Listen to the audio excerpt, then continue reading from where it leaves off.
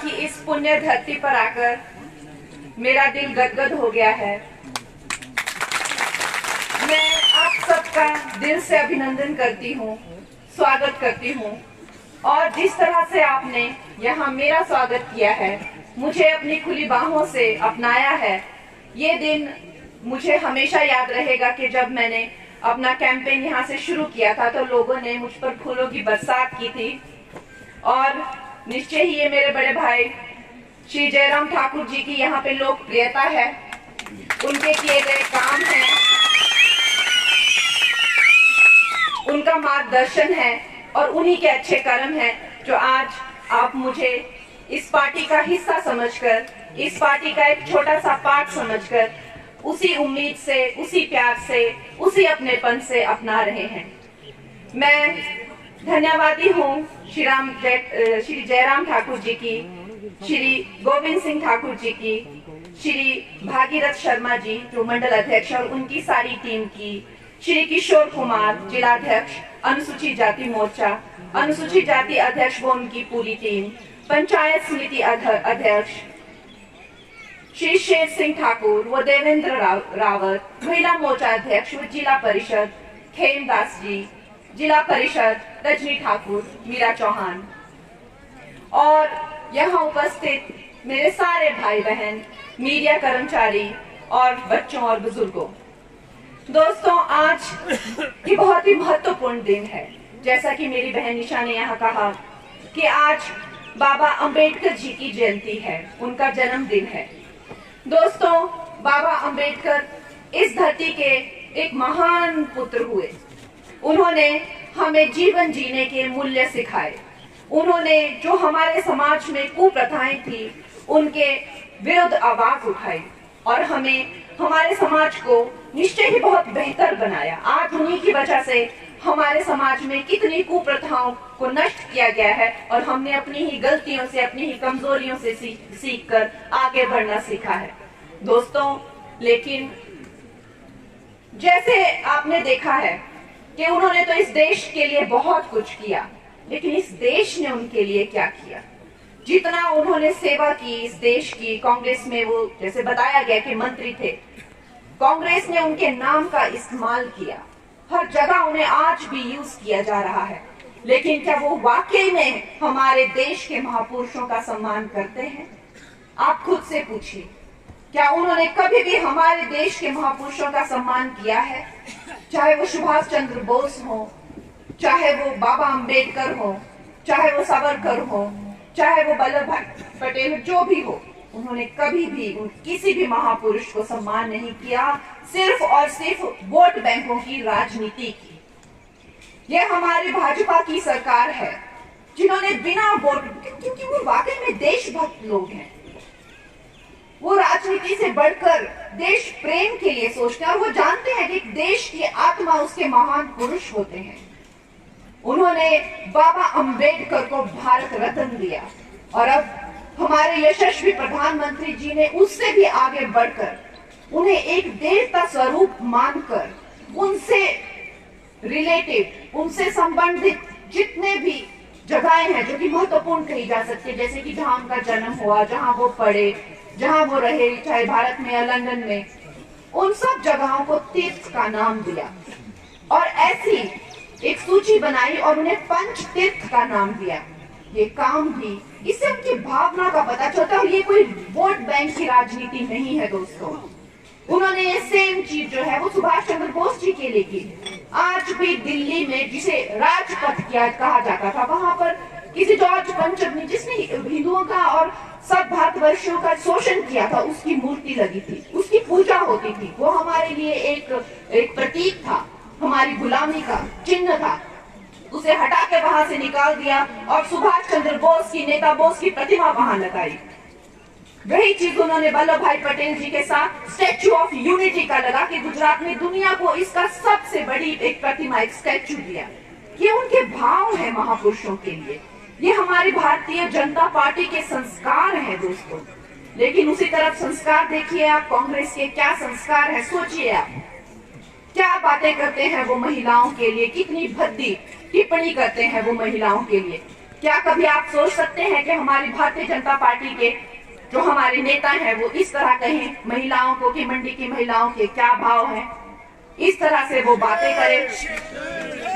और अब भी चाहे वो मैं हूं, चाहे वो हेमा मालिनी जी हो, या चाहे वो जयाप्रदा जी हो, कोई भी किसी भी औरत को, वो चाहे जवान हो या बुजुर्ग हो, मैरिड हो या अनमैरिड हो, किसी को नहीं छोड़ते हैं दोस्तों। इतनी नीच उनकी सोच है। और वही भारतीय जनता पार्टी महिलाओं के उद्धार में लगी हुई है, बुजुर्गों के उद्धार। आज की जो मैनिफेस्टो आया हुआ है आप देखिए, उसमें आयुष्मान की जो इतनी बड़ी योजना है, जो दुनिया का सबसे बड़ा जो स्वास्थ्य बीमा है, 5 लाख का इलाज मुफ्त में होता है वहां पे, वो किसी व्यक्ति विशेष के लिए नहीं रह गया। 70 साल से ऊपर जो भी बुजुर्ग है उन सबको आयुष्मान बीमा मिलेगा, उसका लाभ मिलेगा। ये आज आया है। महिलाओं के लिए चूल्हा देने के बाद, उनको पक्के मकान देने के बाद, करोड़ों 10 करोड़ से ज्यादा चूल्हे, 4 करोड़ परिवारों को पक्के मकान देने के बाद 50 करोड़ अकाउंट में अब तक, आपको पता है कि भारतवासियों के लिए 50 करोड़ से भी ज्यादा अकाउंट खोले गए हैं। और अब तक उसमें 34 लाख करोड़ से ज्यादा की राशि, विभिन्न स्कीम्स की राशि डायरेक्टली उसमें ट्रांसफर की गई है। उसके सिवाय अब भारतीय जनता पार्टी चाहती है कि लखपति दीदी, करोड़ों की संख्या में 3, 3.5, 4 करोड़ की शपथ ली गई है, लखपति दीदी बनाई जाएंगी और बहनों को ड्रोन दिए जाएंगे जो कृषि में क्रांति ला रही है। इस तरह की भावनाएं बहनों के लिए है, बेटियों के लिए है, बुजुर्ग माताओं के लिए है।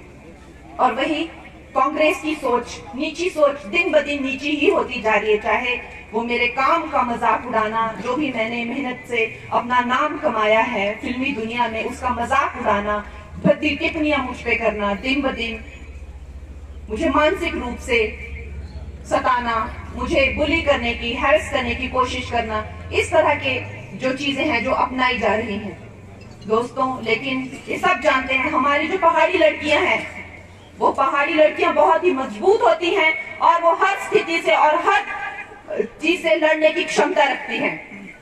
दोस्तों, हमारे हिमाचल प्रदेश में एक ऐसी कुराजनीति खेली गई जिसका हम सब ने एक संसार कर देने वाला एक माहौल देखा पिछली बार के विधानसभा के चुनाव में। अनपसंद जो मुंह में आया वो बक के इन लोगों ने मासूम लोगों को जो है वो बहकाया, बहलाया, फुसलाया। 1500 रुपए दे देंगे हम कि 5-6 लाख जॉब लगा देंगे, हम छोटे छोटे मोबाइल हॉस्पिटल वैन बनाएंगे जो घुमा करेगी गली गली में, फ्री हॉस्पिटल, फ्री इलाज कराया करेंगे, हम 100 रुपए लीटर दूध ले लेंगे जी, हम 2 रुपए किलो गोबर ले लेंगे जी, ले लेंगे, सब हो जाएगा। जो मन में आया अंट-संट, 300 यूनिट बिजली हम फ्री दे देंगे, सब जो चाहिए, कुछ भी जिसका ना कोई बेस, ना कोई आधार, ना केंद्र में इनकी कोई सरकार है, ना इनकी कोई पूरे देश में कोई चलती है, कुछ भी नहीं। ऐसा थोड़ी होता है आप कुछ भी बोल के निकल जाओ, पर आपने देखा ये लोग निकल गए और अब हम सबको भुगतना पड़ रहा है। जो हमारी जो प्रगति का रथ मेरे बड़े भाई जयराम ठाकुर जी ने जो चलाया, उसको क्या स्पीड से चला हुआ था, कितने प्रोजेक्ट इनके, 1000 से ज्यादा दफ्तर, 1000 से ज्यादा जैसे जो स्कूल्स होते हैं, छोटे हॉस्पिटल्स होते हैं, ऐसे कई कार्यालय जिनमें लोगों को हर दिन की सुविधाएं जिनमें दी जाती हैं वो बंद करा दिए। अगर उनको जनता की फिक्र होती तो वो बंद क्यों कराते? आप खुद सोचिए।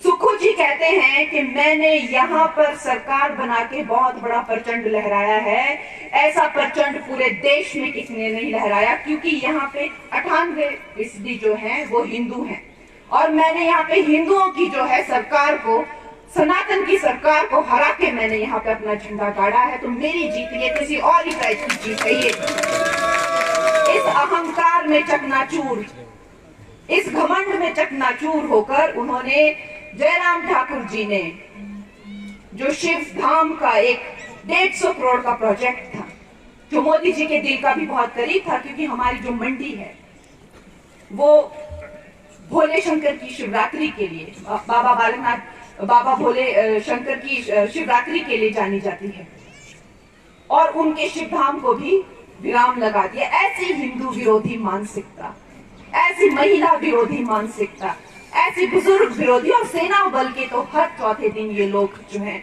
मजाक उड़ाना, खिल्ली उड़ाना, अभद्र भाषाएं बोलना, चाहे सर्जिकल स्ट्राइक हो, चाहे गलवान हो, हर दिन वो ना कुछ उन्हें उनके मन को ग्रस्त करने वाली, उनके दिल को बेचैन करने वाली और उनका मनोबल गिराने वाली बातें जो है वो दिन ब दिन बोलते ही रहते हैं। और ये जो दुष्ट राजनीति करने वाली ये जो कांग्रेस है दोस्तों, हमें इसे एक रोग की तरह, जैसे हम अपने शरीर से किसी रोग को कैसे स्वस्थ होकर बाहर फेंक देते हैं, उसी तरह हमें ये कांग्रेस की जो कुनीति वाली सरकार है जिसने हमारे पूरे हिमाचल प्रदेश का बेड़ा गर्क कर दिया है। आप खुद सोचो कि ये लोग 18 महीनों में लड़ मर के इन लोगों ने क्या कुछ नहीं किया। क्या ये लोग आप लोगों को ये कैसे संभालेंगे जब ये खुद ही नहीं संभल पा रहे हैं, सत्ता ही इनसे संभल नहीं रही है, तो आप लोगों का ये क्या कल्याण करेंगे। इतनी त्रासदी यहाँ पे आई, हमें कुछ नहीं मिला, हमें कुछ नहीं, केंद्र हमें कुछ नहीं दे रहा। जयराम जी को हमेशा मीडिया में आकर सफाई देनी पड़ती है कि इनको अभी इतने 1000 करोड़ दिए, 1800 करोड़ रुपए इनको दिए, कहां गए वो पैसे, ये हमेशा आकर बताते हैं, इनको बताना पड़ता है। नहीं जी कुछ नहीं है, कहां गए कोई पता नहीं।